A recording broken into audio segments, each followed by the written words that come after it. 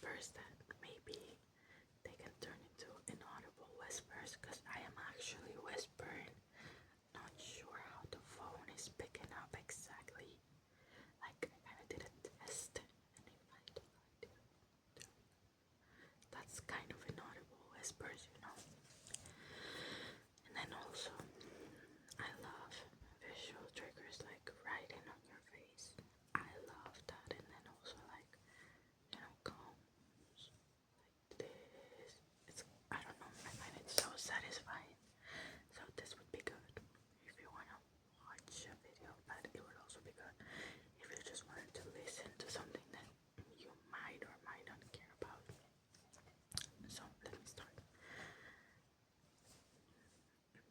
If you have not watched rivalry, I'm gonna be talking about moments that I haven't heard a lot of people talk about because this is a show that has so much like discourse. Also, yeah, I'm trying new lighting because I don't know. I find it like more cozy this way because you can still see my face, but there is less of like brightness to it, I guess. It's more focused. And remember, if you haven't watched it and you're planning to watch it, there's gonna be spoilers because I'm gonna talk about the show, you know. Oh, sorry. But as I said, it really shouldn't matter that much because this one is perfect for you to just put in the back if you just like listening to someone talk, because I know I do sometimes. So yeah, there's a lot of videos of people talking about heater rivalry. I mean, mostly before it was like such a big thing, such a big thing. Like I got the hype a little bit late. Like I watched it, I think at the start or the middle of February, I think. But I mean, Connor story, which is Ilya, it was recently in SNL, so that was not long ago. So I guess the rivalry thing still ago. Okay, so yeah, I'm gonna talk about some moments that even though that I've seen 101 edits and YouTube videos, discourse about it, there's some like moments that I feel like they aren't talked enough. So first moment I want to talk about, it has to be one of my favorite moments of the whole series. So I'm just gonna start talking, assuming you've watched it. Okay, there is this scene in which Shane and Ilya, they meet. They meet too. You know, and they're like discussing the stairs because they were like talking before the game, and Shane thought it was like inappropriate or whatever. That's not the point. Then they're like running upstairs to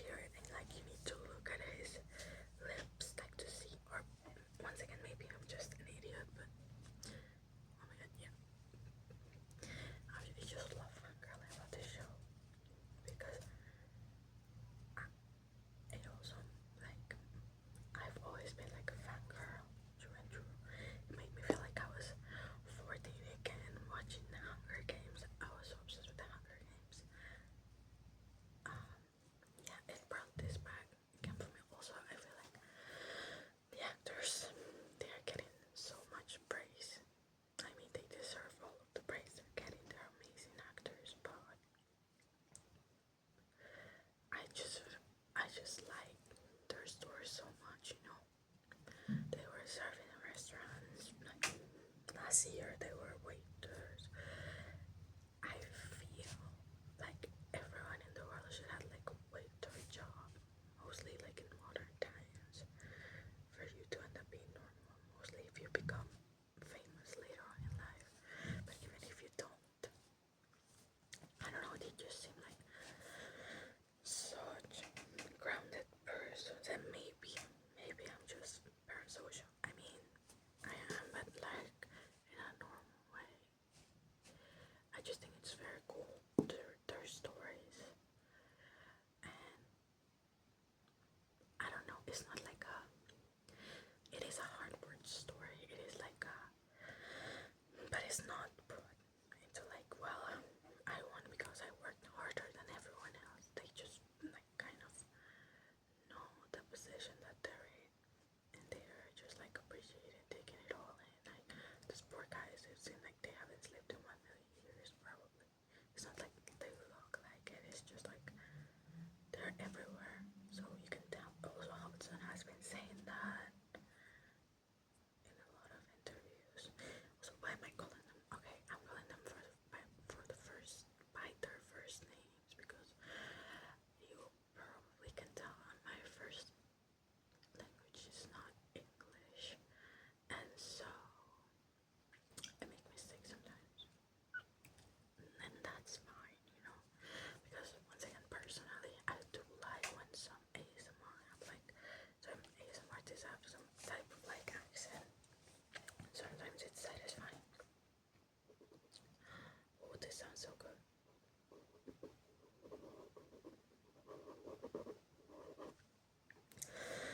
But yeah, that scene in the stairs has to be one of my favorites. So small, so meaningful. Also, in that same episode, just after that, when they're both being like, "Come here, no, you come here," like so playful, you. I feel like people can only be really like playful if you form some type of bond. But then after that, the Las Vegas scene happened. We didn't even kiss. Famous scene happened. So it's like the push and pull. It's just perfect. But I had to admit, the first time I watched it, I was like a little bit lost with all of the time jumps. Also, oh my god, episode 3 with Kip. Normally, when I'm watching a series, I feel like 85% of the times I'm like not interested in like side plots enough. Like I'm not invested, but they are so cute. Like I know all of the first book of the original saga.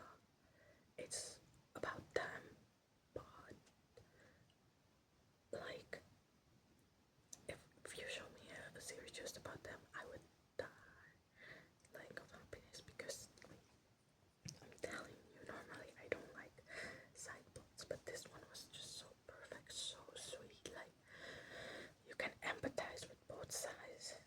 And it was just so sad, but also so beautiful. Like their love story. I just think it was pictured perfectly. But I saw a reel that apparently between like the end of episode 3 and the end of episode 5, where it's like when they kiss, apparently 2 years have happened in between those moments. But I've never read the book, so I don't know if they ever explain what happened in those 2 years. Like I really don't know. I wish I would know. I'm still thinking.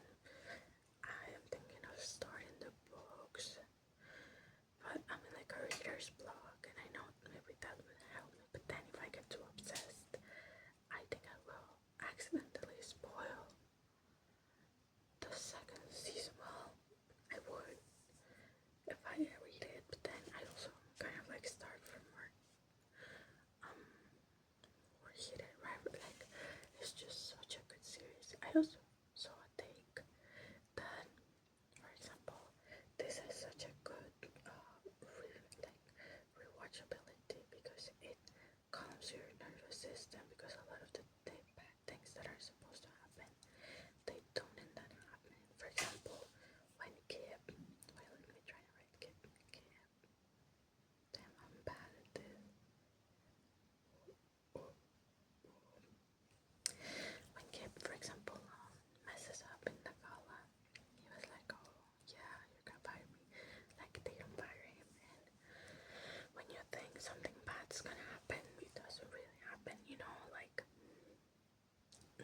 because the show wants you to like think something bad's gonna happen. It's just in shows like this type of things, mostly in like gay shows, if they are not like completely wholesome, a lot of bad stuff ends up happening.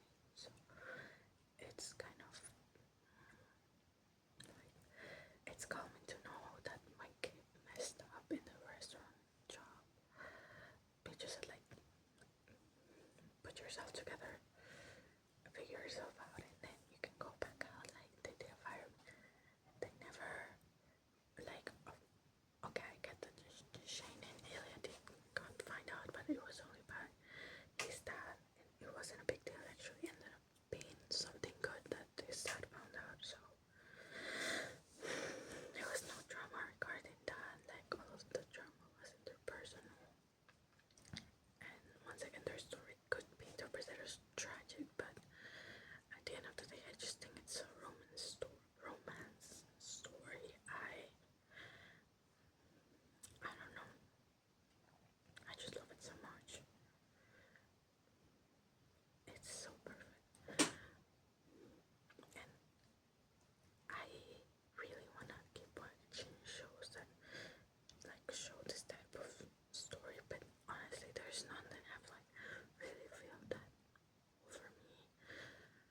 Also, I just like they're written to perfection, and the actor is so good because I feel like you can really tell what the actors think, the character think. Like you can really tell what the character is feeling and thinking. Like it's a show full of like micro expression. Also, I know this is maybe nitpicky, but it's the illumination of the show. I mean, if you can tell, I do like, even though I have literal nose professional setting in here, I like cinematography in general, and the cinematography of the show, it's so beautiful. Like there's a lot of, oh my god, I just stop saying like I'm stupid. There's a lot of contrast shots. For example, I think it was the first episode when they're recording the commercial together. That was shot beautifully. Like a lot of shows these days are very boring, mostly when it comes to night times. I'm talking like cinematographically, they don't want to take this type of risks because it could be expensive. But this show that had a small budget and they still like took those risks. So that's another thing that I think should be appreciated more. Also, I don't know. I think this is maybe a hot take. Maybe I'm wrong, but I feel like the way the intimacy scenes were shot, they didn't feel like pornographic. Is that a weird thing to say? Because I don't know. I think this is a hot take, but like they felt like something that was moving the plot. Like every like scene that show regarding to this, I feel like it's important to like show you where in the plot they are at. Like what are they feeling about each other, about themselves. I don't know, like people are so scandalized by it. But first of all, I do believe that if it was straight couple having all of this since the start, no one would be saying like, oh my god, this show is so spicy, blah blah blah. It's just sometimes because it's a gay couple, people just put more spice into it. I mean, don't get me wrong, it's a very spicy show. Like I'm not gonna deny that. That's most of the first 2 episodes is like damn, okay. Like why am I seeing full housing here? But first of all, I have no problem with it. But I do feel like the camera focuses the guys the same way normally the woman it's focused with this type of scenes. It's just very interesting. There's a lot of things that I don't think I figured out about this series, but they like make you feel like you know something's different and cool is happening, but you don't know exactly what it is. Like maybe I don't have the language to know exactly what it is, but it's just a